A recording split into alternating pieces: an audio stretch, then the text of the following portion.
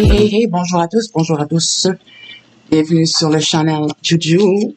Écoutez, je vous présente aujourd'hui la première vidéo, ça va être le Mali. Donc, je vous présente une vidéo où on écoute justement le premier ministre du Mali qui fait ses déclarations au président français, Emmanuel Macron. Donc, il l'accuse d'avoir abandonné la Mali. Je vous laisse là-dessus. N'oubliez pas, laissez-moi vos commentaires. S'il y a des sujets auxquels vous aimeriez que je puisse peut-être faire un peu plus d'études, soyez bien ouverts. Le Mali regrette que le principe de consultation et de concertation, qui doit être la règle entre partenaires privilégiés, n'ait pas été observé en amont de la décision du gouvernement français. Aussi, la nouvelle situation née de la fin de Barkhane, plaçant le Mali devant le fait accompli et l'exposant à une espèce d'abandon en plein vol, nous conduit à explorer les voies et moyens pour mieux assurer la sécurité de manière autonome. Ces propos sont inacceptables. Je rappelle que le Premier ministre malien est l'enfant de deux coups d'État, si je puis dire. Puisqu'il y a eu un coup d'État en août 2020 et un coup d'État dans le coup d'État. Donc la légitimité du gouvernement actuel est démocratiquement nulle.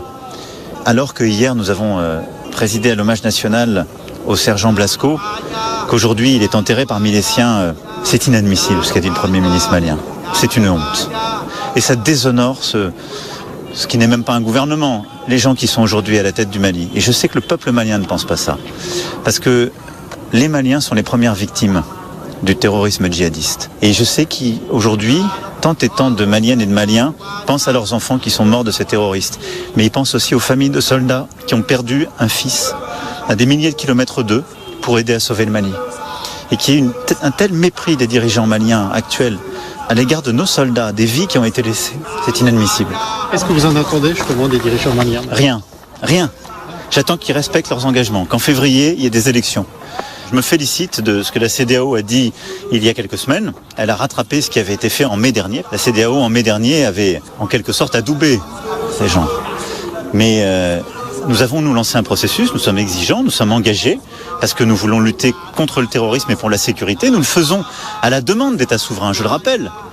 Donc ce que j'attends, c'est que le processus électoral soit fait, que ceux qui sont là par le fruit d'un coup d'État respectent la vie démocratique et arrêtent de mettre en prison les dirigeants politiques, qu'ils fassent leur travail, qui consiste au retour de l'État à Kidal, dans le nord du pays, ce qu'ils ne font pas depuis des mois.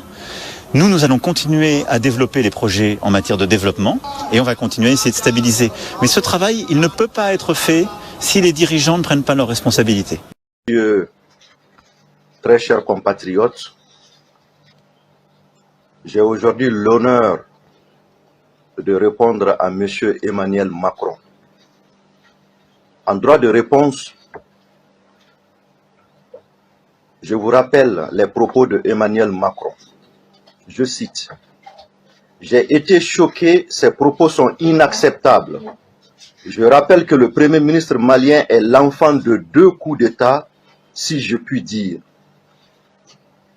Monsieur Emmanuel Macron, avec tout le respect que je vous dois, même si vous ne le méritez pas, je voudrais comprendre, sur le plan biologique, idéologique, linguistique, politique et philosophique, comment un représentant légitime d'un peuple, représentant d'une institution d'un pays, peut être l'enfant d'une chose ou d'un acte. Comment diplomatiquement vous pouvez expliquer ce genre d'écart de langage et de comportement d'un président de la France? De quel droit pouvez-vous vous adresser à un représentant légitime du peuple malien de la sorte? Il était préférable de laisser un de vos ministres se sacrifier pour vous faire plaisir, mais pas vous. La France ne mérite pas un tel président. Alors qui doit avoir honte?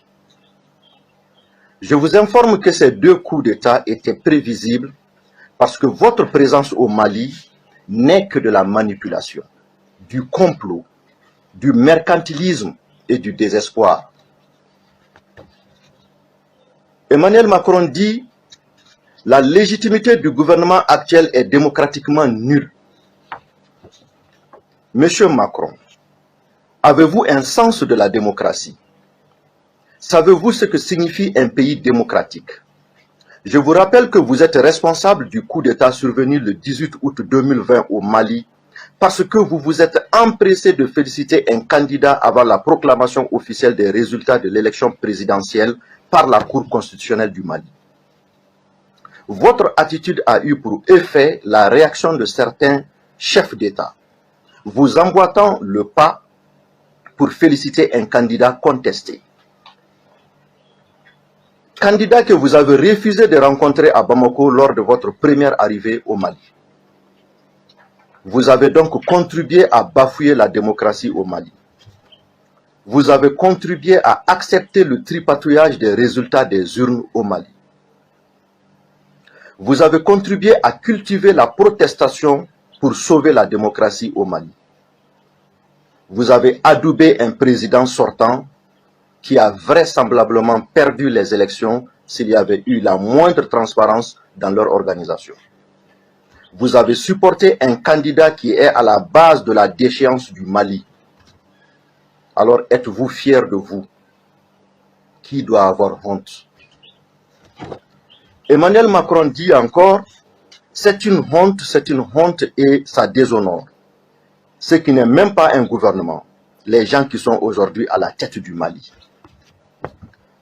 Monsieur Emmanuel Macron, pourquoi vous avez un ambassadeur dans un pays où il n'y a pas de gouvernement? Pourquoi vous avez des militaires dans un pays où il n'y a pas de gouvernement? Qu'est-ce que vous appelez gouvernement selon votre propre dictionnaire et démocratie? Mais pourquoi ne pas aller chercher là où se trouve un gouvernement? Pourquoi ne pas nous laisser en paix avec notre gouvernement? Le gouvernement du peuple malien issu d'une réclamation à travers un soulèvement constitutionnel pour demander un changement de système au Mali. Est-ce parce que vous n'arrivez plus à joindre au téléphone le président Assimi Goïta ou parce que vous n'arrivez pas à manipuler le Premier ministre Dr Choguel Kokala Maïga que vous êtes déshonoré et déçu? À qui la faute? Par votre puérilité, vous avez décidé unilatéralement et sur les antennes de vos médias que vous allez vous retirer du Mali et vous voulez aujourd'hui faire croire au monde entier que le Premier ministre n'a pas dit vrai. Qui doit avoir honte? Vous devez avoir honte de mentir aux yeux du monde entier de la sorte. Et n'oubliez pas que c'est après votre forfaiture que vous avez envoyé des émissaires pour venir sauver votre honneur et votre image pitoyable auprès du gouvernement que vous régnez. Vous ne pouvez vous en prendre qu'à vous-même, car Serval a été une réussite à moitié, mais Barkhane a été un échec. Malgré notre accord de défense à votre faveur, bien sûr, vous avez été incapable de nous apporter la moindre sécurité alors que vous nous empêchez d'avoir accès à notre propre espace aérien. Par finir, vous avez endoctriné la MINUSMA qui est en déviance. D'où la nécessité pour le Mali de trouver des partenaires crédibles, déterminés et loyaux. En fait, voilà tout votre problème. Et cela explique votre réaction enfantine. Emmanuel Macron dit encore, un tel mépris des dirigeants maliens actuels à l'égard de nos soldats, des vies qui ont été laissées, c'est inadmissible. Monsieur Emmanuel Macron, rappelez-vous que la vérité finit toujours par triompher. D'une simple lettre vous invitant à apporter votre appui logistique aérien en information aux militaires maliens, vous vous êtes invité au sol avec des troupes en obligeant le gouvernement malien d'alors à revoir la copie de sa lettre.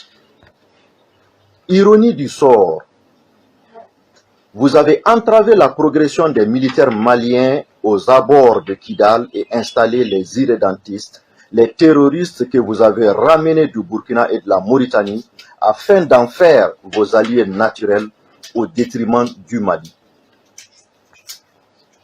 Vous vous êtes empressé à représenter le Mali aux Nations Unies afin d'en tirer le maximum de profit de cette crise à travers des résolutions des Nations Unies. Une crise que vous avez transformée en crise multidimensionnelle alors que la MISMA avait déjà pris le pas sur vous. Vous vous êtes impliqué également dans la mise en place de la MINUSMA pour vous en servir afin de concrétiser votre dessein machiavélique. Pour preuve, tous les postes concernant la sécurité et la coordination des opérations conjointes étaient dirigés par des Français, en plus de votre représentant spécial qui était au cœur du système de défense et de sécurité du Mali.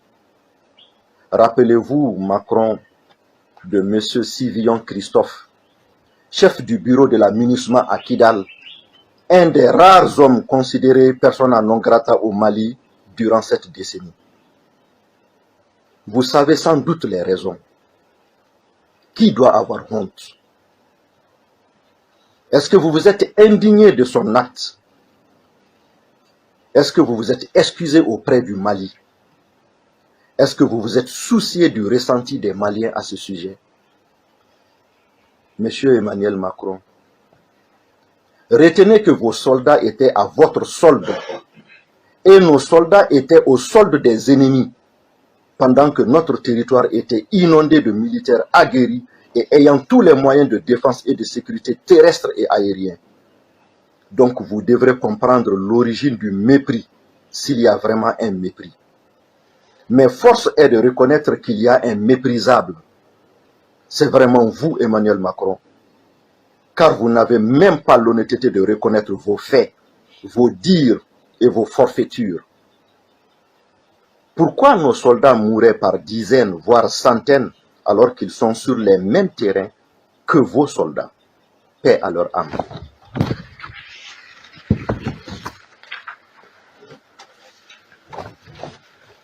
Emmanuel Macron dit, mais alors que hier nous avons présidé à l'hommage national au sergent Blasco, qu'aujourd'hui il est enterré parmi les siens à Vars, c'est inadmissible ce qu'a dit le Premier ministre malien.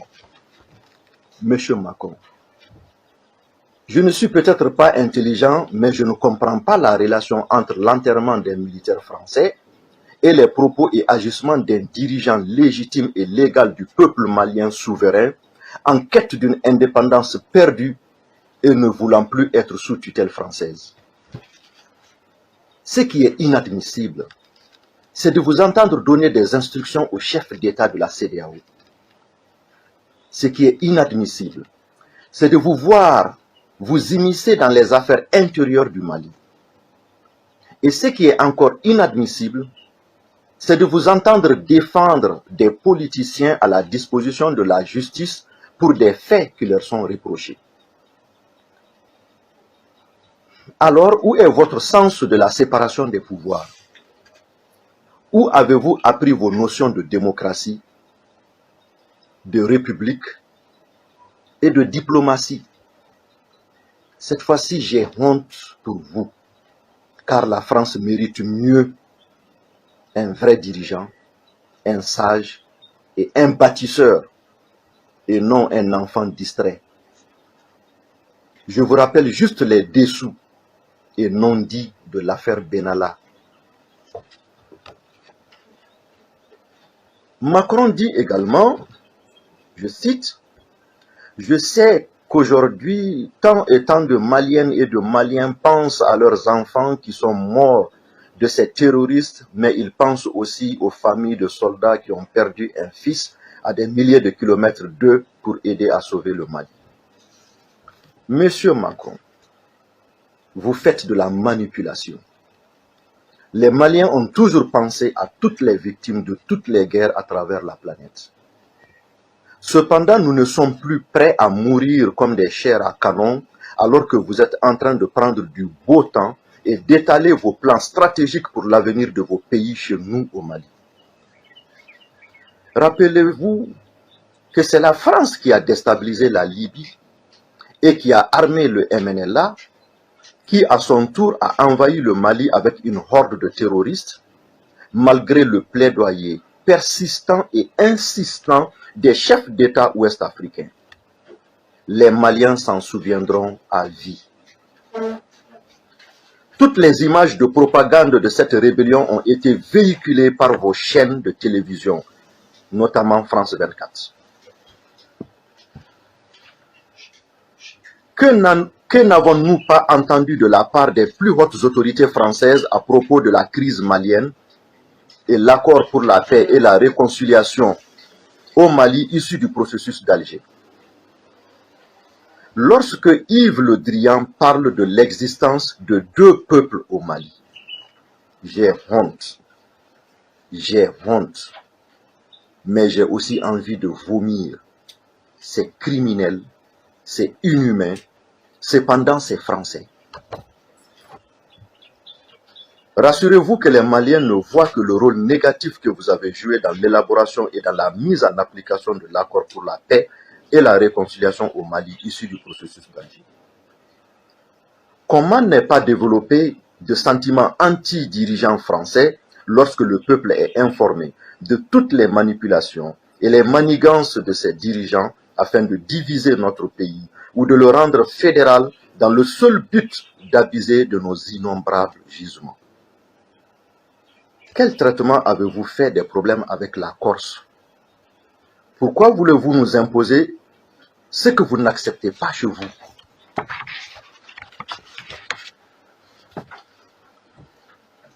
Monsieur Emmanuel Macron, par rapport à la transition, retenez-le une fois pour toutes. Vous avez affaire à des patriotes et non à des apatrides au Mali. Vous avez affaire à des Maliens et non à des Français. Le parcours du docteur Choguel Kokala Maïga, Premier ministre du Mali, fait de lui aujourd'hui un des rares hommes politiques maliens parmi les plus cohérents, les plus endurants et les plus cultivés. La lutte du peuple malien à travers le mouvement du 5 juin, Rassemblement des forces patriotiques M5-RFP, qui a porté le Premier ministre actuel au pouvoir, fait de lui un homme qui a l'admiration, le soutien et l'espoir de tout un peuple conscient et debout. Alors, laissez-le en paix travailler. Ce que nous n'avons pas pu obtenir de la France de l'indépendance à nos jours, c'est ce que la Russie vient de nous offrir en une année. Alors laissez-nous respirer. Aucune intimidation, aucune injonction ne distraira le peuple malien dans sa quête de changement de système afin de stabiliser le pays à travers une refondation de l'État pour un avenir meilleur où le Mali retrouvera toute sa souveraineté, son indépendance et sa cohésion sociale pour une paix durable. Les assises nationales de la refondation et l'autorité indépendante de gestion des élections, EGE, permettront de savoir la durée nécessaire pour le reste de la transition. Cependant, aucune contrainte intérieure du Mali ou extérieure, aucune organisation nationale ou internationale ne saurait nous imposer une durée pour la fin de la transition. Elle dépendra forcément et uniquement de la volonté supérieure du peuple malien conscient et debout. Vive les panafricains, vive la transition malienne, vive le gouvernement du Mali, vive les plus hautes autorités du Mali, vive le mouvement du 5 juin, Rassemblement des forces patriotiques M5-RFP. Que Dieu bénisse le Mali. Je vous remercie.